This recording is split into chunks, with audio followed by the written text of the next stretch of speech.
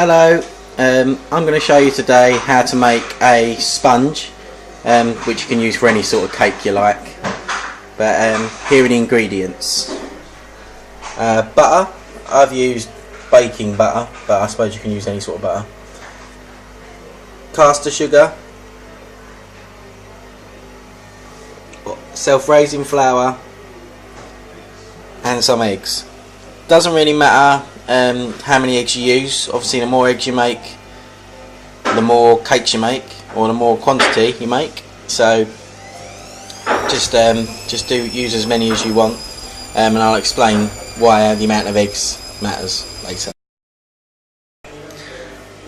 You also need some equipment. You need scales, a big bowl to mix in, some other bowls, something to put your sponge in. I'm going to make cupcakes, so these are cupcake cases, and a whisk if you don't want to do it yourself, which is a good idea not to. So right, what I've done first is I've broken the eggs into a bowl and I've weighed them. There's the eggs, there's the scales, and as you can see it's 218 grams. 18. So I've got to make a note of that because that's really important to what we carry on doing. So I'm just going to write that on my fridge. 218.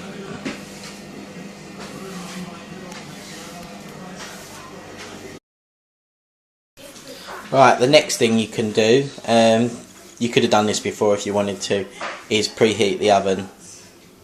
I'm going to do it fan assisted at 180. So yeah. Next thing to do is weigh out the flour. What we do is basically the flour quantity depends on the quantity of eggs. So as you remember, we had 218 grams, so we've got to weigh out 218 grams of flour. Right, as you can see now, I've done 218 grams of self-raising flour in that bowl. So what we do is we leave this to one side with the eggs, and they can just chill there for a little while we go on to the next bit. Now measured out the same quantity again of sugar, caster sugar. Now I have to add the same quantity again, 218 grams of butter in the same bowl. So what I'm going to do is I'm going to zero my scales and now add 218 grams worth of butter. That's the butter I'm using, and it's like I say, baking butter. They say that you need to leave it at room temperature for as long as possible beforehand. This has been at room temperature for about 10 minutes, which I've no idea if it's right or not, but there you go.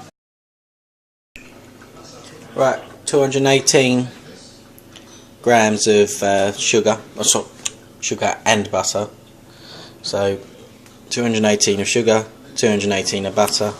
As you can see, I've cubed it because the next thing we've got to do is mix these two together until they form sort of a sugary, buttery paste. Basically what I'm going to do is just literally smash it all together and give it a little swirl. Obviously I'm recording myself so I can't show you properly, but it takes a while.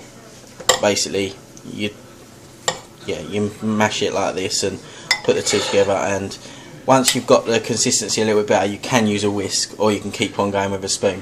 You're better off with a wooden spoon, but I don't have a wooden spoon, so I'm using a normal dessert spoon. Right, because I know I didn't explain very well, I've just mixed it a little bit, and as you can see, all the sugar and the butter have stuck together. We're still not there because we haven't got like a paste. We've still got chunky sugar, but I just wanted you to know that if you get to this point, you're on the right track. So right, I've mixed together the sugar and the butter, and as you can see, it's kind of like a pasty sort of consistency. I've now got to use the eggs and the flour that we've weighed and put them all together. So basically what you do, set your whisk on a fairly low setting, so if you can't hear me after this I apologise. You then put a little bit of eggs, a little bit of flour, a little bit of eggs, a little bit of flour, just keep going like that until both are gone. So right, let's go.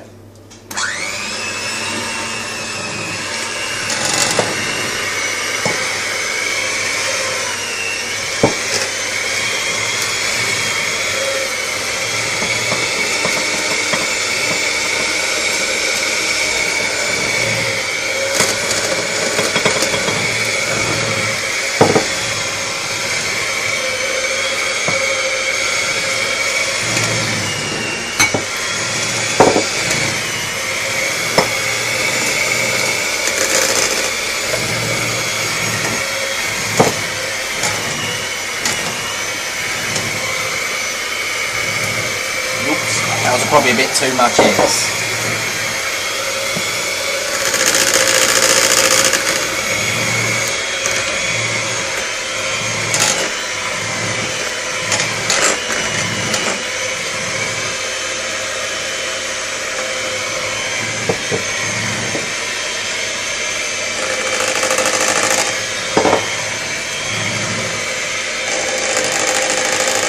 Right, they're both done now.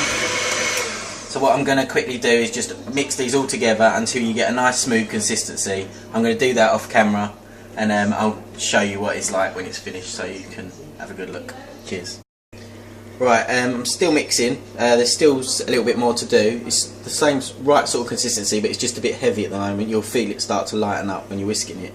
But at this point, if you want to make a flavoured cake, for instance, if you want to put some vanilla in, some lemon in, or some colour in, even if you want to make coloured sorts of cakes, you can. But yeah, so I'm going to add some lemon into mine. Lemony. So I haven't got much lemon, so I'm just going to whack it all in. But obviously I like lemon cakes, so always be careful. Right, so I'm going to carry on mixing now and finish up, so see you in a minute. Right, I'm pretty much done with that now. So as you can see, it's quite light and fluffy. You'll see it fluff up when you're whisking it. So now it's time to put the sponge mix into whatever sort of tray or container you want to bake the cake in. I'm making cupcakes, so I'm going to put them in cupcake trays.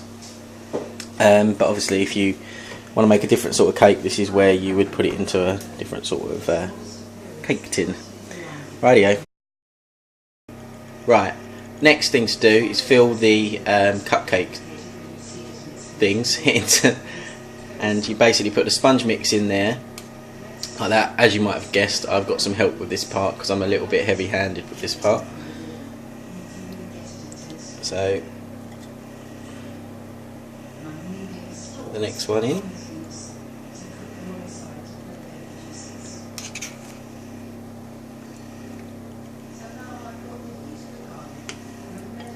Right, so that's it. Basically, just so you know how much to put in, like that. We don't flatten it down or anything, just leave it like that. And that's it. We're going to put a few more in now. So, see you. Right, we've now scooped out all we can from the fairy cakes. Probably could get a couple more maybe out of that, but we like to lick the bowl and eat the uncooked stuff. So, right, so we've made 12. So like I said, we did 4 eggs at the start, and that makes 12 cupcakes, you know, maybe a couple more. We've now got to whack these in the oven, our preheated oven, top shelf. Brilliant. Right, now we're going to set our timer for 20 minutes. The camera's just switched itself off. No, sorry, the phone has. So I'm just going to set that for 20 minutes.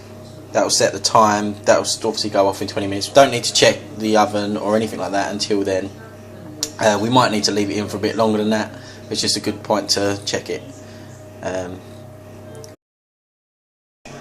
Right, the alarm's just gone off, so it's time to give them a check. The way to check them is you can pop a finger in and see if it springs back. As you can see, it probably needs a little bit longer. If you want, also you're probably seeing people put a knife in at this point. If it comes out clean, they're done. If it still comes out gooey, then they're not done. I'm just going to give them a quick whiz around and pop them back in for a few more minutes. Right, we popped them out probably 3 minutes after that last recording. They're fine now, as you can see. They look pretty good. Some not so good. We think these ones were overfilled a little bit, and that's why they're broken up, and also maybe a little bit too much sugar. That's why you're getting that crack, that mounting top sort of cracking at the top. That one's a good example there. But these ones were in the better cupcake cases are perfect.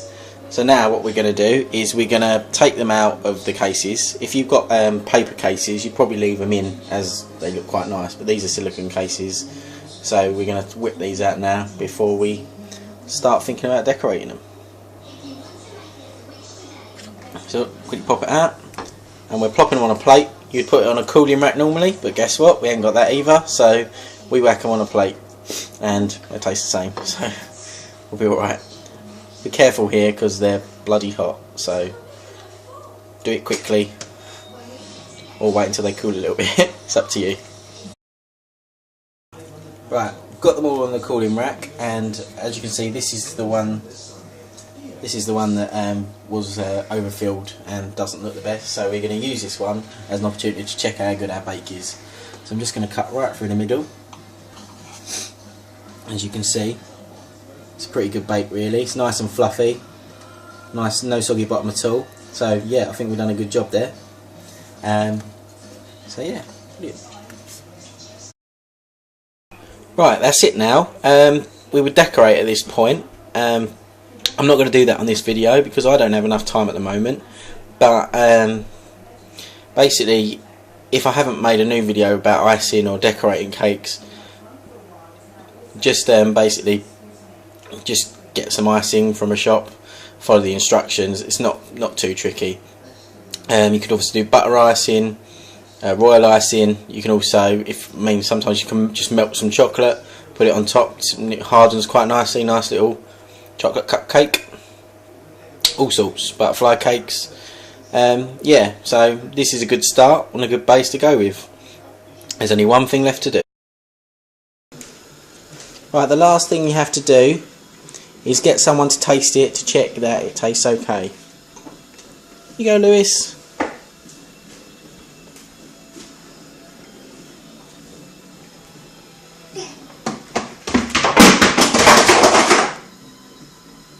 Any good?